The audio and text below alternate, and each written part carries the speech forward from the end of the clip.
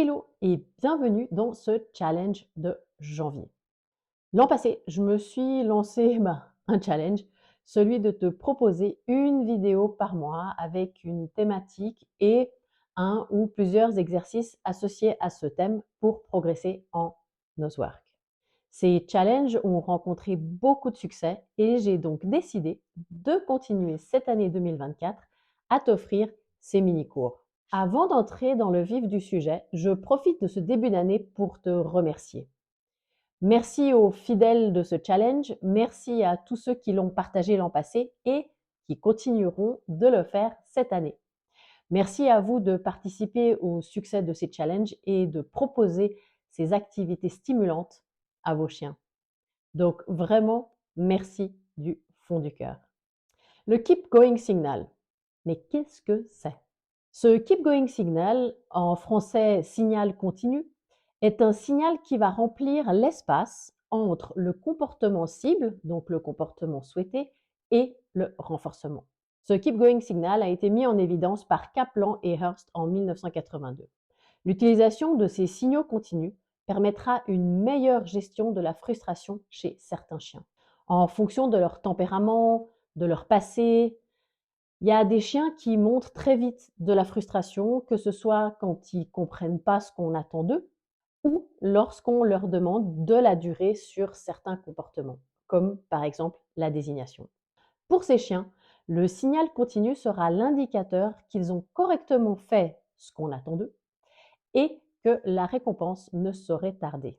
Les signaux continus fréquemment utilisés en détection sont légère tension sur la laisse, le toucher ou caresser le chien, chanter ou la présence par exemple d'une récompense extérieure, nourriture ou jouet qu'on peut placer dans le lieu d'entraînement.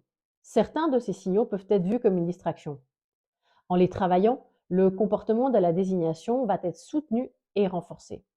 Ils deviendront un signal précurseur de la récompense et seront par conséquent assimilés à une émotion positive.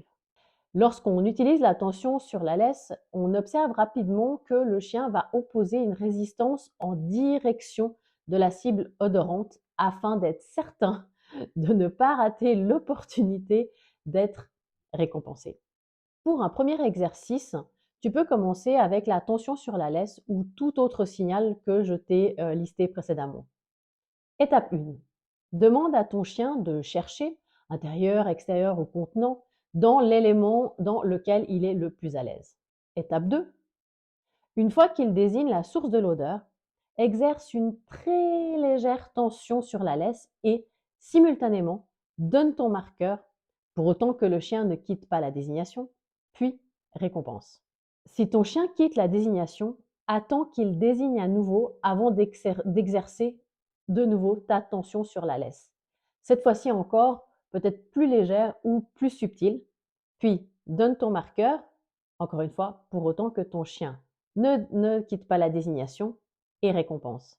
Éloigne-toi, ainsi que ton chien, de la source de l'odeur. Étape 3. Tu vas reprendre l'étape 1. Quand tu obtiens 3 fois de suite les 2 précédentes étapes, tu peux passer à l'étape 4 dont je te parle tout de suite. Étape 4. Lorsque ton chien désigne, exerce une légère tension sur la laisse, puis attends une demi-seconde avant de donner ton marqueur. Clique, oui, yes, et tu récompenses. Étape 5. Recommence tel que je viens de te l'expliquer dans les étapes précédentes et à chaque fois que tu obtiens 3 fois de suite un exercice réussi, c'est-à-dire que le chien ne quitte pas la désignation si c'est ce que tu veux travailler, tu peux augmenter tes critères.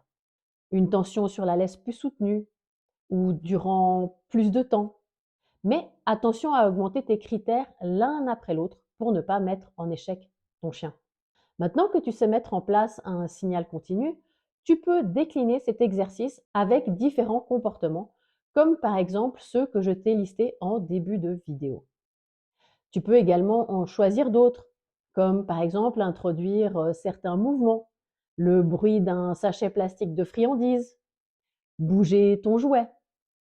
Par exemple, chanter ou parler sont des signaux continus qui sont assez intéressants.